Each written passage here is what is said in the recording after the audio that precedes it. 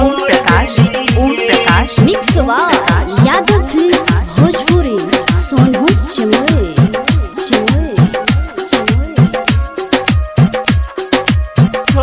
कह के बाबू सोना छौड़ी मुहा मोड़ ले लीगे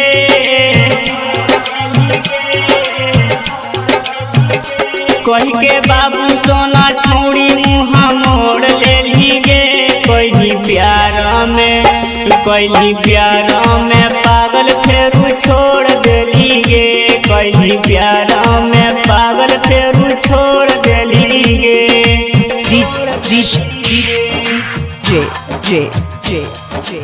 ओम प्रकाश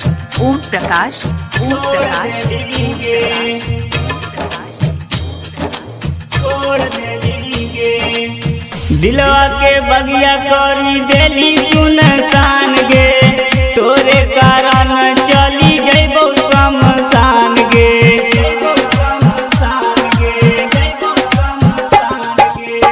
दिलवा के बगिया करी देली सुनसान गे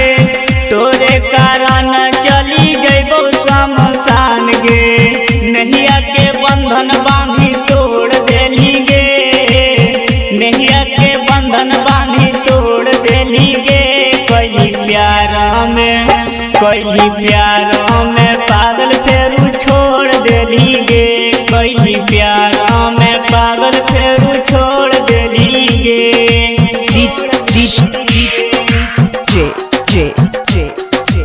ओम प्रकाश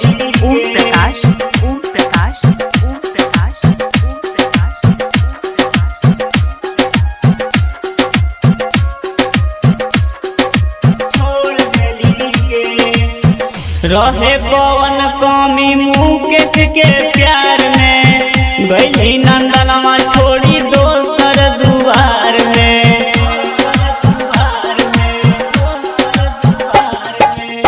कौन कमी रहे आशीष के प्यार में गईली विकेशवा छोड़ी दोसर दुआर मारी पत्थर से दिलवा तू तोड़ देली गे मारी पत्थर से दिलवा तू तोड़ देली गे कैली प्यार में पागल फेरू छोड़ देली गे कैली प्यार में पागल दिल तोड़ देली गे जो पगली खुश रहियो आवाज रही।